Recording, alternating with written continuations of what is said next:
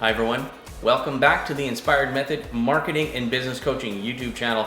My name is Trevor and this is my business partner Josh Spurl with Spurl & Associates Chartered Professional Accountants.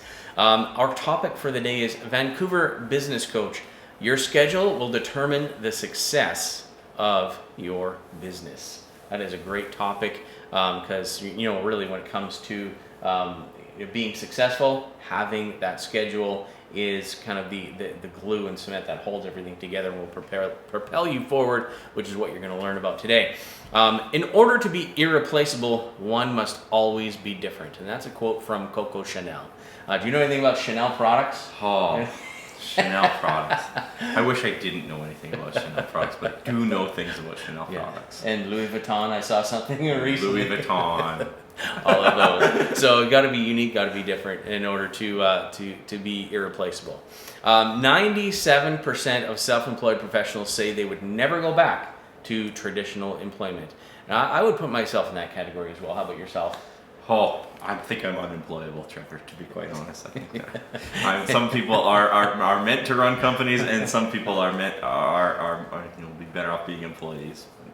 Exactly. I feel the same way. Now, if you have thought about becoming a business owner because you're attracted to the ability to make your own hours, get ready for this reality. You can choose any 60 to 80 hours per week in which to work. Okay? That's the reality. Complete freedom. Complete freedom. Any 60 to 80 hours a week that you can choose, that's what you can work. Okay, so number one question, Josh, we'll start with asking you, can't successful people like Elon Musk and Jim Treliving just do whatever they want, whenever they want? I mean, they could, but it would throttle their growth.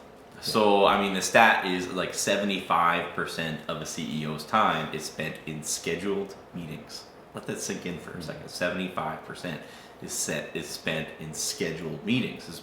Why? Because they're not trying to do the work. They're trying to coordinate the work, right? So, yeah, they could, tackle a task on their own, but why? Now they're leveraging other people and they're continually doing it in the most efficient way possible because they have it on the calendar to coordinate with them. So 75% of the time is, spent in scheduled meetings, and even their brainstorming time, that is scheduled too. Yeah, everything is scheduled. So when you get to the point of being uber, successful, the more stringent and scheduled your time becomes, right? So is it possible for a new business owner to work later into the night when they're not a morning person? It's possible, but there are a couple of problems with it. So, I mean, theoretically it's possible, but statistically it's unlikely that you're going to have success on it, because what's going to happen is, number one, you're probably going to have family problems. So, your kids don't know when you leave the house at 5 o'clock in the morning. They don't know. They're usually still asleep, right? If you do not come home until 10 o'clock at night, nobody knows your name anymore, and that can become a problem if you have a family. So that is going to be an issue. The number two thing is, we know we can get distracted, and this doesn't matter whether you have a family or not, that, if you get a distraction, it's an average of 23 minutes before you reach your peak level of intellectual capacity again. So people don't like to pick up the phone at 6 o'clock in the morning. Most of the other people that you're dealing with are lazy.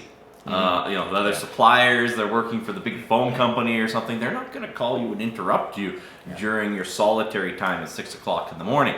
So, I mean, it is possible. It's just now you've chosen an uphill path, basically. Yeah, and what I've found over time is that the people who like to work later in the day, they're typically not as successful. Like there's a lot of busy work. Yes. A lot of things that they feel that they're doing that's important, when really at the end of the day there's no sales coming in. Yes. So they're missing that prime opportunity to gain business and work on income producing activities. Yeah. Because they're not getting up early and dealing with things that they normally should be doing, and they're trying to do that, pass it off to the end of the day. Yeah. So now, how can we say that a successful business owner has to work 60 to 80 hours a week when there's books from Tim Ferriss like the 4-Hour Work Week? Like, how can we reconcile that? I mean, most successful most successful executives are 60 plus hours a week. We know this. They've gone around and studied companies and followed these people around. It's 60 hours, likely 6 days per week is usually the format that's going to happen. I mean, it's just time on a task beats talent, eventually every time, basically, right? So time on a task over time beats talent every time. And that's just the way it is, right? So it sounds good, and people buy the 4-hour work week the same reason why they buy 5-minute abs. Ooh, 5 minutes sounds great, but when you look at the actual hard numbers on it, is it possible? Yes, it's possible. Is it likely? No, it's not likely. That's so true, and it's the same. Like you look at even people who are uber successful in, say, hockey or something, they don't work, let's say, quote unquote, during the season they play their games. Now, how many minutes do they actually play in a game? Yeah, I mean, right? There's some people on a fourth line who might be playing 5 minutes a night. Yeah. Imagine if they only practice 5 minutes a night, they'd be terrible. I mean, they're practicing, it's like the 10,000 hour rule, right? You're probably not even really good at it on a global scale until you put at least 10,000 hours into a task. That's right. So you put in the 10,000 hours, and then maybe, possibly someday, you'll be able to play the 5 minutes. Okay. Next, how important is it for a solopreneur to set up a weekly repeatable schedule if they have no team? It's incredibly important to set up that calendar because there's so many things that you have to do in your business that if you don't put it onto a calendar, what you're likely to do is you're likely to spend time on tasks where people yell the loudest or ask first. Yeah. Not necessarily the most important task, because there are some tasks that have to be done, some tasks that can wait, and some tasks that you don't need to do at all. And unless you put it onto a calendar, you're never going to understand what those are, so you won't focus your time on the highest value. And then when it comes time to build a team, you actually don't have a good concept of how long things should take. So now when you hire people, you don't know how much time should be allocated to them for particular tasks. Yeah, agreed, 100%. Now, what can a new entrepreneur, a new business owner do to keep themselves accountable to their schedule? Hire a coach. Yeah. Hire a coach. I mean, maybe you're the one in a million lucky ones who's found an experienced entrepreneur to take you under their wings. But for the rest of us, you pay a coach and you meet with them. That's what you do, and you actually go through that calendar. But I mean, you got to write it down. It's got to be planned out. It's got to be blocked out, and then you got to talk with someone on debrief and how it actually went. Yeah, and someone who will, hold your feet to the fire and make sure that you're doing your action items, making sure you're doing your key performance indicators on a weekly basis so that you're actually getting some traction.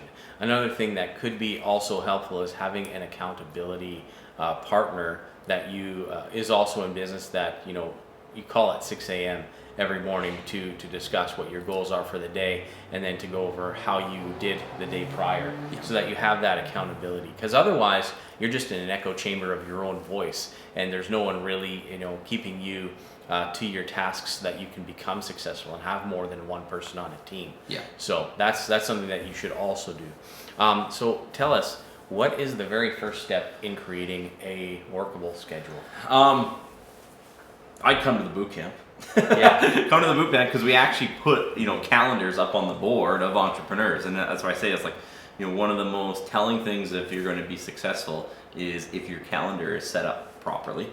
And then I say, in business school, do they ever show you the calendar of successful people? And they don't. It's one of the most basic tasks. They don't show you how to set up your calendar. Okay, so come to the business Bootcamp. $100 a ticket, best $100 you ever spend, and money back guarantee. But if you can't, okay, list out the tasks that you have to do. So list them out, and then you're going to figure out, how much time you can allocate to this reasonably in your 60 to 80 hour week, right?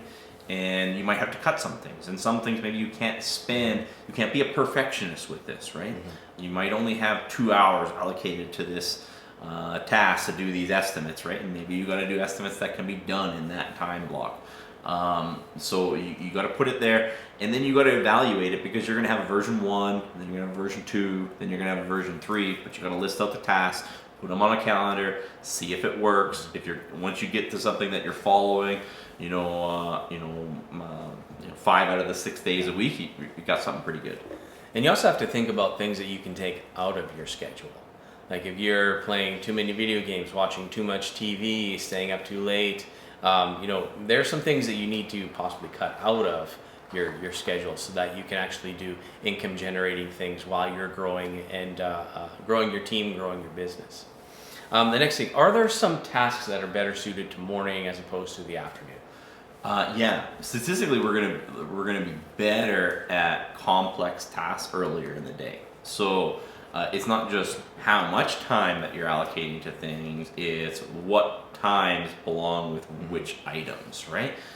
People purchase more later in the day than they purchase earlier in the day, but we're better at problem solving earlier in the day, and that's generally how most humans are wired. So we might as well take advantage of that. So.